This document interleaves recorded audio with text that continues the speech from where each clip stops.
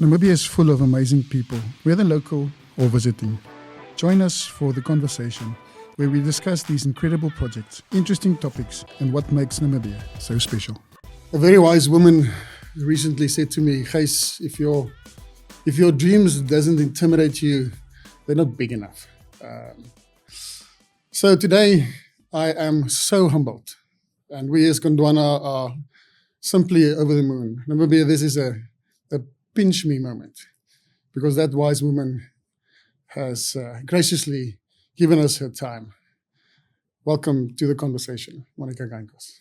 Thanks, Gys. I know we've been trying to do this for some time, and I'm glad that the stars aligned and we can do this today. It really is a special moment for us at Gondwana. Monica, I want to start, I always do this, I believe context is very important, and there's no need for introductions here. I mean, our whole nation know who you are, but I was lucky also to have met you before you decided to fall in love with a very important person. So tell us about Monica Kolondo. Tell us about where you were born and grew up, and tell us the Monica story. I was born in the north. My mom was a nurse there, and she was working in Oranjemund. And she left me in the north with my grandmother because my brother was only a year old and she couldn't manage another baby. So I stayed with my grandmother. She went back to Oranjemund. She came to fetch me about 2 years later when I was about 3. So I joined the rest of the family in Oranjemund. And so born in the north, raised in the south, in a small protected town. And I think there were 3 important things in that small town that really defined going forward. The first is my parents didn't have formal education, but they loved us. And love to me is the foundation that every single child needs in order to understand themselves. Unconditional love. And unconditional love can only come from a parent, not from a spouse, not from a sibling, only from a parent. And that we got from our parents within all of the limitations that they had in terms of lacking formal education. The second important thing, Gys, was Oranjemund at the time was basically managed by CDM, which is now NAMDEB. They had really strong early childhood development education, as well as really strong primary school education. And with strong ECD, with strong primary schooling, and it was free at the time, you can build on that anyway. I always get asked, where did you study? Everybody thinks I studied overseas. My primary school, my secondary school, my tertiary education, the bulk of it was in this country. But it was only possible because of a strong ECD. The third important thing about Oranjemund was they really invested in sports. So I was really great at squash. I was really a good hockey player. I was good at running. I've still got records for athletics. I swam. I did everything. And that was important because I rely a lot on exercise, and I've got the discipline of an athlete. When I'm stressed, it's good for my mental health now as an adult. So living in that small town shaped me well. And then the rest, I think, is all history. But that was the foundation. And how did you end up in the commercial world? By accident. I started off having studied law, and then Julian Irwin, that time he was at IJG. He was a stockbroker, and he knew somebody I knew very well who worked for him. And we would, on Fridays, would end up at Julian's house, and he always looked for an opportunity to find me an opportunity in the financial sector. And one day an opening was at the Namibian Stock Exchange for a listings assistant. And he said, this is actually an incredible opportunity for you to get into the financial sector and understand it. And I said, well, I thought to myself, look, I've got my law qualification. I'm already starting to do the whole court thing. Nobody can take my law qualification away. Let me try this. If it doesn't work, I can always go back. So I ended up at the stock exchange, promotion after promotion. I was running listings, had strong relationships in the financial sector at a high level.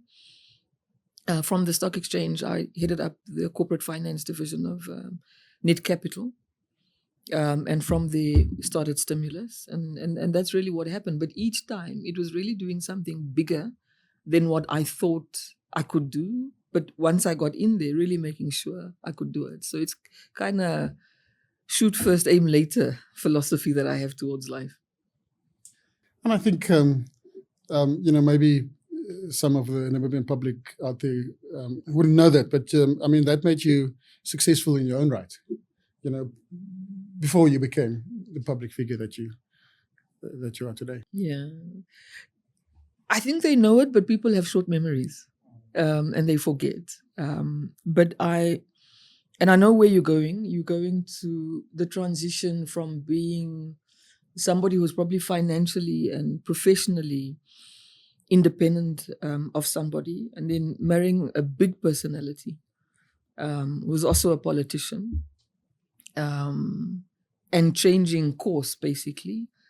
And what I have to say to that, Gys, is Hage was a big guy, physically, intellectually, in terms of his personality, not just because he was a president, just who he was. I mean, he walked into a room and it's as if he sucked out oxygen. He was a big, big guy. Even his voice. He was 6'2". He had big ideas. And I don't believe I would have been able to be a good wife to him if I was a small person. I had to also be where I was in life in order to be what Hage needed in a partner. So in many ways, a lot of what I did before I got married is the reason we had such a good marriage. I think that's beautiful, and I think that is so important to paint that picture. It's multidimensional, and I think it's a huge compliment to both of you, because it takes one to spot one and takes one to love one. You've got to be equal. You do, and there's nuance there. A woman doing what I was doing and earning the type of money that I was earning. And I say this knowing that this can be a difficult conversation. It's not easy for that woman to manage her relationship if her partner's not earning the same or more, if he's earning less and has not the same profile. It's a difficult thing. So women who are breadwinners have challenges that many women who are breadwinners do not discuss. And the release for me with Hage is technically I earn more than him, but he was self-fulfilled. That man had confidence in himself and he was happy with where he was in life. You can be an MD of a big private sector company, but because you have low self-esteem, you're constantly looking at everybody as competition. So you can be a head of state and still be insecure. Hage was at the top of what he wanted to do, but he also had a high level of self-esteem. So when he saw me, he saw his wife. He didn't see somebody trying to be bigger than him. He didn't see somebody trying to be smarter than him. He didn't see competition in any way. So he took an active interest in my views, in my life. He would come, imagine a whole head of state comes home. He's probably been dealing with the most complex things, but he's interested in, how was your day? And he would sit there and listen to my babbling for a good 30 minutes without interrupting me, because he has a genuine interest. So it is important to find, as a couple, people who are at the right place in both of their lives, because if I'm, as a wife, if I'm insecure, I'm not going to be a great wife. If my husband is insecure, he's not going to be a great husband. Because rather than dealing with the things of making us closer, you're finding things to disagree and separate each other on. And we're lucky. We had other issues, but that was not one of them. But I think it's so beautiful, and I think it goes beyond marriage. It starts with, are you comfortable in your own skin? That is the foundation. Because otherwise you can't give to the world. You have to start with 100%. I want to pivot a little bit, Monica, if we may. When you became, we We as a nation, we have these words, like Agilulu and FFLON. And when you became FFLON, you had the opportunity, and you probably saw things about our nation from different angles and different perspectives. What did you learn during that time, both positive or maybe negative, about us as a nation, as a people? So I came in as a private sector person who was a leader in the private sector. And I had grown views as somebody working in the private sector about the inadequacies of the public sector. I had grown very strong views. And having the opportunity of basically having a peek on the other side, I realized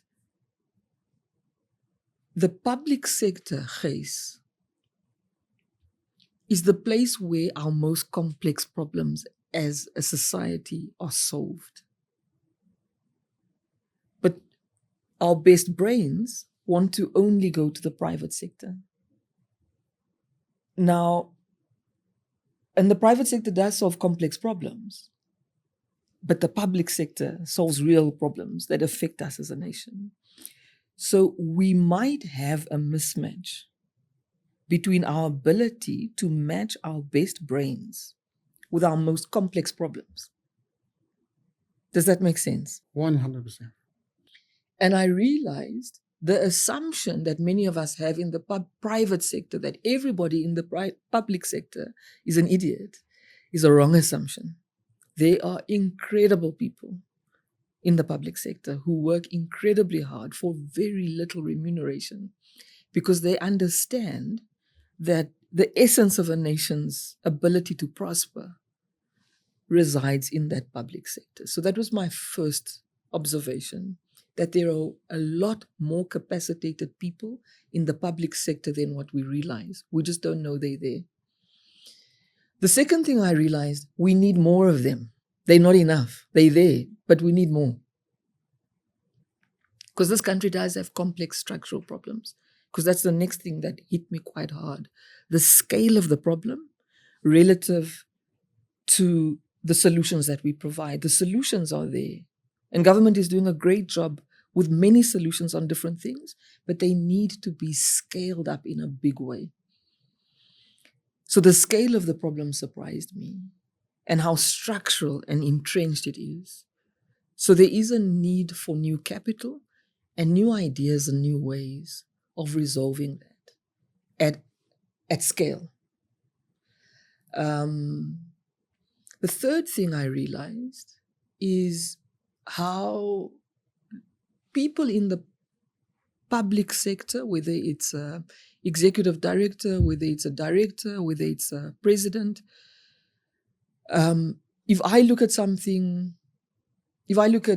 privatization of state assets, I'll look at it as a lawyer who's been in the financial sector, who understands the stock exchange. I'm looking at it from that perspective.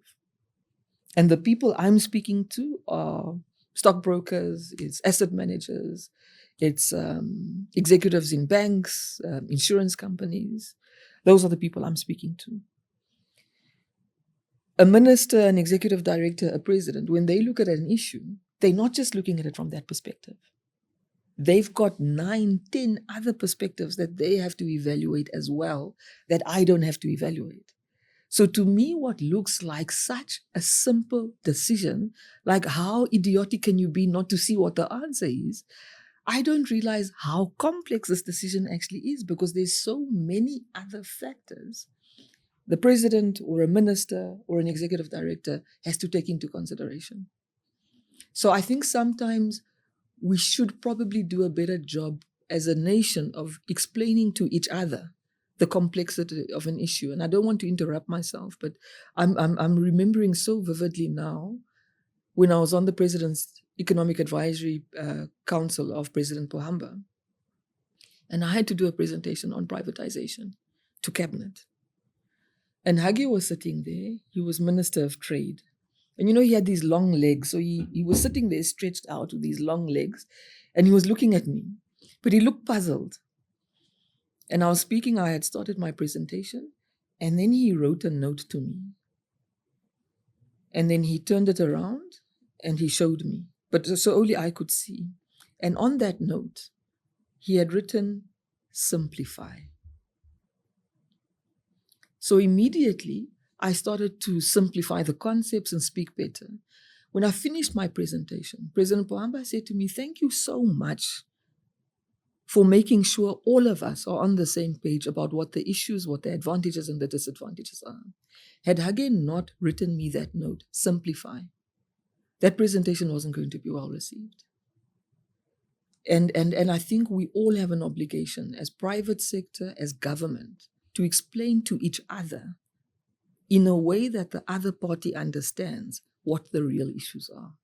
But Monica, you take me to to a dark time in our history together, regarding Gondwana, but also as a nation, actually as a globe, and that's during COVID.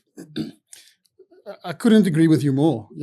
It's so easy to sit outside and to throw stones, and sometimes justifiably so, like you've said.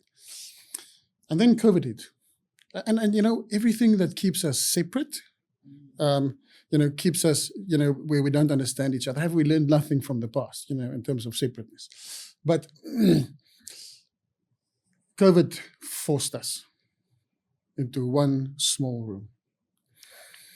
And I've shared this before, and this is but one example where we, as private sector, as tourism, and we got together with the government stakeholders on a Friday afternoon.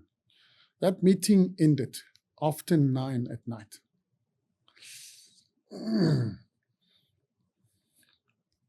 I remember driving home that night. It wasn't an easy time, but the one thing I thought to myself, where is that narrative now? That public sector people are lazy. They just, no one works on a Friday. It was after 9, and we were together. It was, guys, either here we survive together or we die together. Not as private sector or as public sector, as one. And from my perspective, at Gondwana, that something opened up there. So something opened up there, and we must be careful. Now, when you were speaking, I was thinking about this, that those opportunities don't close again, because we need to stay close to each other. And I would like to think also as a result of that, but also compliment, to Hage. And I can say this because, I know this firsthand, is that people, and I'm going to name names because I love them and they're close to me, like a James and the Nangula, and an Oscar and whoever, they did exactly what you're talking about. They went from private sector. They made personal sacrifices into public sector, where they often get hammered to the point where, where I really feel that, us as Namibians, we can be harsh.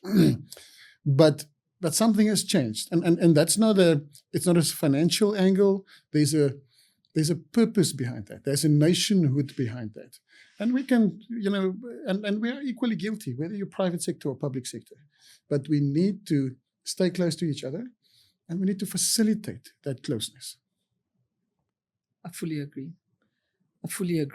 Let me use the example of, I've got friends who aren't pro-government, they're not pro the political party that I support. And I'm a big supporter of government, I'm a big supporter of the political party I support, and I'm a big supporter of the work that Hage did. And some of them are commentators in the public arena, and they would say stuff, like some nasty stuff. And later, I had to say to myself, which of these friendships are going to survive? Because you lose a lot of friends when you have proximity to power. Because power does make mistakes. It does misapply itself. It does deservingly get hit with criticism. But then I had to say to a few people I cared about and who I didn't want to lose them to politics. I care about you, Gys. You and I will disagree on some issues. But because we value each other, and each other's relationship, there's a way that we're going to speak to one another, even when we disagree. And I explained this to my friends, that if you were to say, Hage is a bad president, it's a fair comment. It's not going to break our friendship. If you were to say Hage isn't doing enough about corruption, fair comment, won't break our friendship. If you were going to say that Hage is deceitful, lying, and is a thief, it's going to break our friendship. Why? You are fully entitled and will never feel sensitive when you criticize the position. He occupies that position. And you are entitled to say whatever you want to say about that position, regardless of who is in it. But there's also a person. The minute you start making comments to the person and you don't know that person, and you're making value-driven commentary on someone you don't know, or character-related commentary on someone you don't know, I'm married to the person, not to the position. So this commentary is going to the person I'm married to, and that's not going to work. And here was the position. So just to get back to your point quickly, Gys, I think the lesson we all saw during COVID is no matter what we say about each other, we must criticize each other. It's healthy. It's how we learn. It's how we improve. But as a nation, we must also start checking how we do it. Focus on the issue. We get too personal too quickly, and we forget the issue. And I love that. And again, you take me to, at Gondwana we have this saying that we don't like personal loyalty. I don't want anyone to be loyal to Gys, but we all demand loyalty to the cause, which is Gondwana. So when you play, when there's disagreement, play the ball and not the man. Play the ball hard. I promise you, sometimes we want to throw each other with chairs, but play the ball and not the man. And I love that you say, wow, we can learn so much from that. And I think, especially, and we'll get to all the positives of the youth just now, but especially with social media nowadays, I think it also speaks to the dignity of the person who attacks the character. You're not doing yourself any favors. And hopefully as a nation, in terms of our values, we can heed that beautiful advice from you. Yeah, I agree. I think if you want to take the temperature of who Namibians are based on the things we write on Facebook, you're going to mischaracterize us as Namibians. I think social media does something to people. If I look at what I've experienced in the last 10 years about Namibians, across ethnicity, across racial lines, what I've seen more than anything is an incredibly generous people who actually want to help. They want to be part of the solution and who are always looking for opportunities to do that. It's not what I see on social media. Social media does not reflect who we are. Hage loved his farm, and we've got lots of wild animals on the farm, and sometimes we'd be leaving the farm and you'd say, I prefer these wild animals of mine on the farm to those ones in Windhoek. and we must redefine ourselves as a nation. We're not what's on social media. And there's a personal responsibility that comes with it. I agree. We are Namibians, and I think if you want to call yourself Namibian, we must reflect on what does that mean. I 100% agree. I agree. What does that mean? What does it mean to be a Namibian? I agree. I want to get to the youth, but I think before we do that, obviously, the saddest moment, the saddest trauma that we as a nation went through. It is so sad to say it, and it's so ironic because obviously for you, it was obviously the saddest moments in your life as well. So, and just by the way, I can't speak for the nation, but I know I can speak for Gondwana. The way you carried, through the biggest national crisis and a personal crisis, how you carried yourself with the whole world's eyes on you. Wow. It was, and I don't mean to take you there, but that was just, and that was such a unifying moment. It's so sad, but to some extent, if you want to ask the question, what are we as Namibians? Go into those dark days, because it was just one. everything about it. Your role in it, the political transition, which I know you've also spoken about. That was, as a very proud Namibian, that was like, wow. This is, if ever we need evidence that we can be, that was a sad but such a beautiful evidence that, wow, we can be. And I think I said it where we became what Hage always wanted us to be as a nation. True. And I think that was the biggest honor as a country that we've collectively given Hage. The send-off that he got.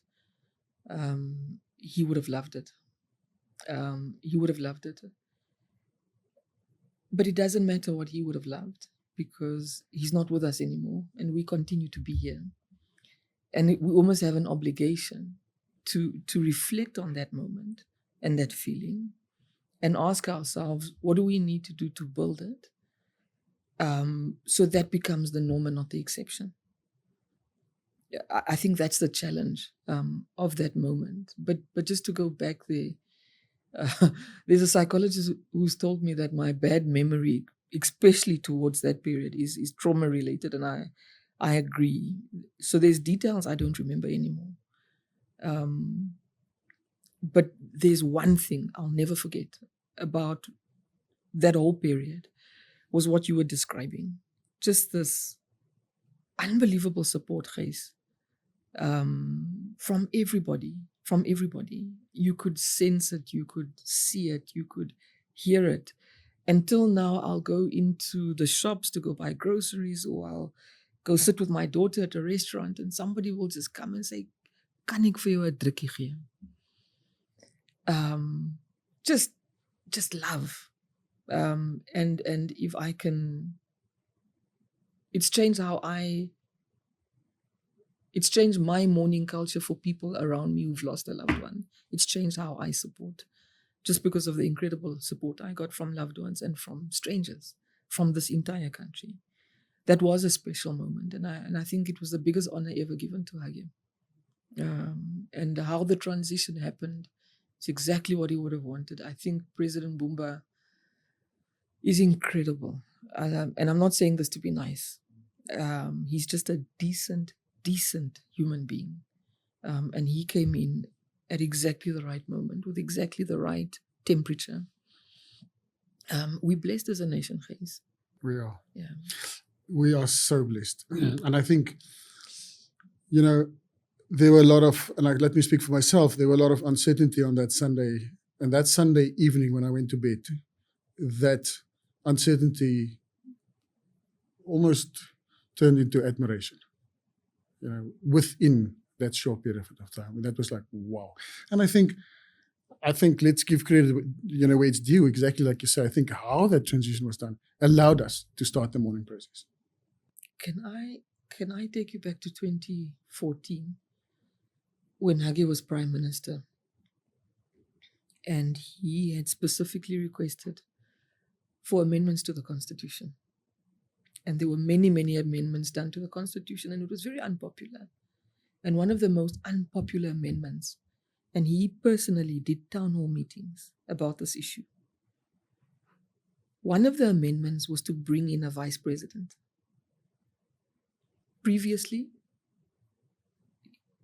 pre-2014, the Constitution only had a president and a prime minister. And if something happens to the president, the country must call elections within 3 months. And Hage said we must fix succession. No country will be ready to call an election in 3 months. And he pushed those amendments, and he personally, as Prime Minister, had town hall meetings to push those amendments. And we were sitting at a community meeting in Okuriangava, and he was asked, why this thing of succession to bring in a vice president, and why are you being so specific that if something happens to a president within a year of an election, the vice president takes over? That's very specific. Do you think you're going to die or what? Hage laughed. He had that big laugh. He would literally pull his head back and he laughed. And he said, you don't change a constitution to protect an individual. You change a constitution to protect a nation. I'm looking for the footage because I remember that moment so clearly. And exactly what he said. That's what happened. He passed within a year. The vice president took over. Had that constitution not been changed, as a country would have been in crisis. Not just the political crisis, but would have been in a crisis for elections. So that transition started, that smooth transition, he was a critical player in ensuring it. And that's why I don't believe in coincidences, Gys. Lots of people felt that it was insensitive to swear in a new president on the day that Hage passed. But I saw him in those 2014 town hall meetings. That is what he wanted. That is what he believed in, systems, processes, institutions, and that there must never be a power vacuum. The cabinet made the right decision. That swearing in had to be on the same day he passed. And the good Lord moves in mysterious ways, like they say. And I think because of that, there were no other conversations going on. Because of that, it was all about us mourning as a nation. 100%. 100%. It was that. And I want to go off the political side and maybe say something on the personal side. There were moments there that changed how I think about things, where I stood there. So the crisis happened on the 4th, but it started a little earlier than that. And the day Hage was told that we have a problem,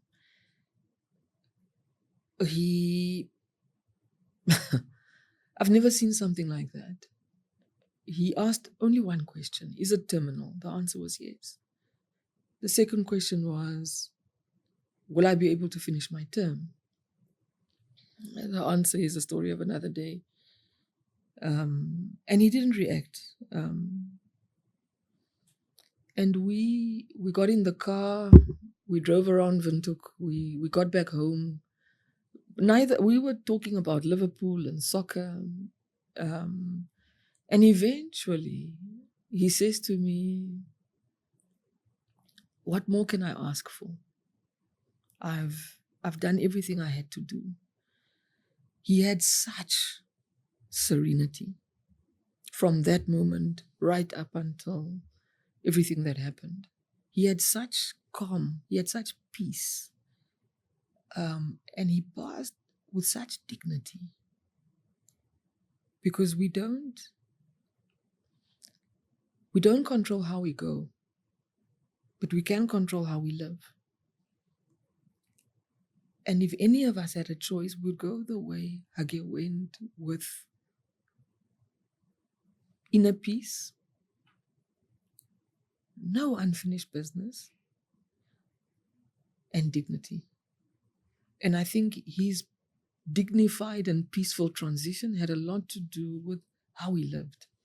Hage was a good person. He was such a good person. And that's one thing it's the only thing that gives me comfort. There's many things I struggle with till today about him getting sick and going the way he did. I struggle. But one thing that gives me peace is how he went and how he was mourned. It gives me a lot of peace. That is beautiful. Let's pivot. You will see that we're in a different environment today, and not in the beautiful studio of Pro Studio, but we're in an equally beautiful place. And I was saying to Monica, if you walk around here, you would say, wow, are we in the hills of Ludwigsdorf? But we are not. We are in a very special, very beautiful place called the Be Free Youth Campus. It is, I don't want to say it's Monica's brainchild, it's probably her heart child. The sad news is that Monica and myself are probably the oldest people here. I'm dragging you down with me, Monica. Leave me out of your this story, is a team sport. But Monica, tell us about where we are and this dream. Well, it's not a dream anymore. It's reality. Yeah, and it was a dream. For many years, we did lots of work with young people. We had great programs, and then we'd leave. And at some point, we said we must actualize our programs. We must institutionalize our learnings. And then we started to imagine and dream about a campus that really integrates and provides comprehensive services to young people, and a place where they convene and where they can feel part of something, where they can feel a sense of community, where they can learn, where they can build, where they can relearn, and where they can fix. And this is what we scoped with young people. This is the result of many focus groups, many consultations, lots of research and views exchanged with different stakeholders. And the question we all asked them, if money wasn't a problem, and of course it was, but if money is not a problem, and you wanted to put up a building that focuses on young people, what kind of building would you put up? And the answers we got is what you see here today. So I was maybe the conduit, but this was neither my idea or my thinking. This is really the thinking of young people. I was the conduit to actualize it. And I think the end product clearly shows that. It's another beautiful teaching that, and we've also said this at Gondwana, and we still often get it right, get it wrong, and that is, don't do it to people. Do it, and as Namibians, we are particularly sensitive about this. Don't come here to tell us how. Do it with us, and it's clear that was the path that you followed. The fingerprints of the youth are all over this place. To the point where I say to Saram, can I come spend some more time here? I feel the vibrancy, I feel the youthfulness, and it's ironic, Monica. Youth unemployment is a crisis in our country. Yet, I'm lucky and I'm blessed to have, various engagements with the youth of Namibia.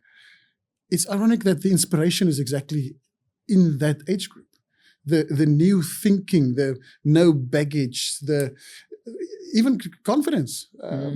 It lies with the youth. So why? Why did you decide to focus on this? I think you answered the question. In 2050, 1 in 4 of the global workforce will be African. 1 in 4. And of that 1 in 4 African workforce, of this demographic shift, so basically 1 in 4 of the human beings on the world in 2050 will be African. And the biggest demographic growth is going to come from basically 3 countries: Democratic Republic of Congo, Nigeria, Ethiopia. But all of us are seeing similar things. So we've got this incredible demographic explosion of young people, which in itself isn't a problem. Where it becomes a problem is if you don't know what to do with these young people, if you don't capacitate them with the right education or the right mindsets, so they don't become part of the global workforce anymore. They actually become a constellation of risk and not benefit. They become an incredible benefit if we keep them safe from harm, if we make sure they are educated and skilled. So all of us, not just Namibians, not just Africans, but the whole world has a vested interest in making sure that this 1 in 4 is productive, has the right mindset, and has access to opportunities, particularly economic opportunities. If we don't do that, and we allow what is currently prevailing of youth unemployment, as you raised, of mental health challenges that aren't resolved, of just social and economic lack in such a big demographic, we're playing with fire. So it's such an obvious mega trend. And when there's a mega trend like that we can all see, we must ask ourselves, what are we doing about this? It must be our first question in everything that we do. How does this solution that I have, if I was a cabinet minister, if I was a president, every single decision brought to me by anybody, I'll ask them 3 questions. How does it solve unemployment, particularly youth unemployment? How does this decision of yours, so how does it create jobs, particularly for young people, to rephrase the question? How does it create jobs, particularly for young people? How does it reduce poverty? How does it reduce inequality? To me, if your decision or whatever you're implementing doesn't resolve any of those 3, or doesn't take that into any consideration, it's going to create no jobs, it's not going to reduce anybody's poverty, it's not going to reduce inequality. Why are we doing it? And what I love about, because talk is cheap, but I've been lucky, we as the team, to have been taken on a tour here, and the examples are here. Yeah. Tidy techies. Yes. Lazarus, my techies are always dirty. So are mine. He said they're online. I can't wait to Google him. Shout out to tidy techies. If you have dirty techies like me, that entrepreneurship, that skills, but I think most importantly the confidence. The confidence. We had a conversation before we started filming, and that is that.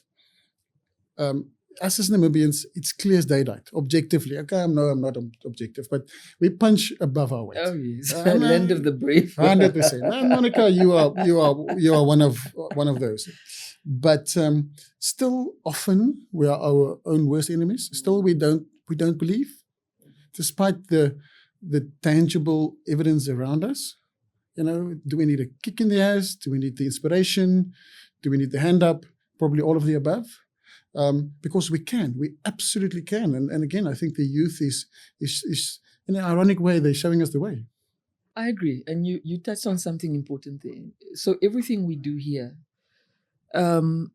we look at it through the prism that I explained earlier. But I always say to my staff, there's 3 things we must get right with youth. It's to grow capital, confidence, capacity. And let's use Lazarus of Tidy Techies, who we set up to be a great youth entrepreneur. We provided him capital to put that together. We did the training to provide the capacity, and we provide all the platforms, and he has since grown lots of confidence. Capital, confidence, capacity. That's what we do here. And around that, what underpins all of that work is strong mental health. So we've got a big mental health part here. We've got a clinical psychologist here. We've got 3 social workers. We've got a psychological counselor. We've got a youth counselor. We've got a youth pastor here. Because we can help you with capital and capacity, but we can't help you with confidence. And there's lots of stuff that messes up our confidence. And with young people, there's stuff that's happened to them when they were young that has messed up their confidence. And they can't just rebuild it on their own because now they have capital and capacity. Sometimes they need professional help. And that's why we underpin mental health here. It's so we can build constructive mindsets. But to scale it to what you were talking about, as a nation where sometimes we can really think small of ourselves and be negative and a little bit toxic. And to me, my answer is always, if I have a child, and I'm always telling that child of mine, you are so incapable, you can do nothing. This new thing that you want to start here, it's useless, you're going to fail. That child will never believe in itself. Nobody who constantly gets told how useless they are believe in themselves. Now let's scale that to as a country. If we as Namibians are constantly telling each other and ourselves, this country is capable of nothing. This government is so useless. It can do nothing. It can achieve nothing. It's so corrupt. It's so incompetent. This is all we talk about. This is what we'll start to believe. And that is what we become. You become what you tell yourself. What are we telling ourselves as a nation who we are and what we're capable of? So this self-limiting belief we sometimes have of ourselves as a country, we're putting it out there in the universe, we're not capable of anything. And that's what we're all tapping in later, and I've seen it, Gys. I've seen leaders in this country scared of making big decisions because they don't want to be nailed tomorrow in the press. They don't want to get the kind of negative criticism. They don't want to be flamed on Facebook the whole day. So they would rather make safe, conservative decisions that don't move the needle than big decisions that move the needle, but that will come with controversy. I would rather have a leader that makes a big decision that is wrong and that he rectifies than a leader who sits there and plays it safe, does nothing because they don't want to be criticized. So to me, we must enable big thinking. We must enable people to make big decisions. And to stick their neck out. And to stick their neck out. Otherwise, we get nothing. Our structural problems are too complicated. They're too big for us to make small decisions. And maybe, I think at Gondwana, probably the only thing that exceeds our bravery is our naivety. But Monica, that allows us to. But why not? Why not stick your neck out? Why not go for the magic? What are we here for? Can I tell you something I've always felt about Gondwana? Is I wish more were like that in how you punch above your weight. And I recognize that because as a person, that's how I am. I do stuff, and after I've done it, and it's worked, and then I look at all the complexity. This thing was complicated to put together, Gys. This thing, by the time the second phase is finished, we're going to have put 55 million Namibian dollars. Our initial plan was 18 million, and we had no idea how we're going to get 18 million. Now we're at 55. And when I look at it now, and I look at the complexity that we've had to put this together, I don't think I would have ever done this. So you mustn't be fearful. So sometimes you must shoot first, you aim later, and that's what Gondwana does, and it works. You must dream big. And we as a country must capacitate you. I hope you've got lots of people around you and your team that say to you constantly, yes, it's hard, yes, it's complicated, do it anyway. I hope you have that. I love how you said that if you had known, you would not have done it. You know, I think naivety is the good Lord's way to protect us. It's a magical thing.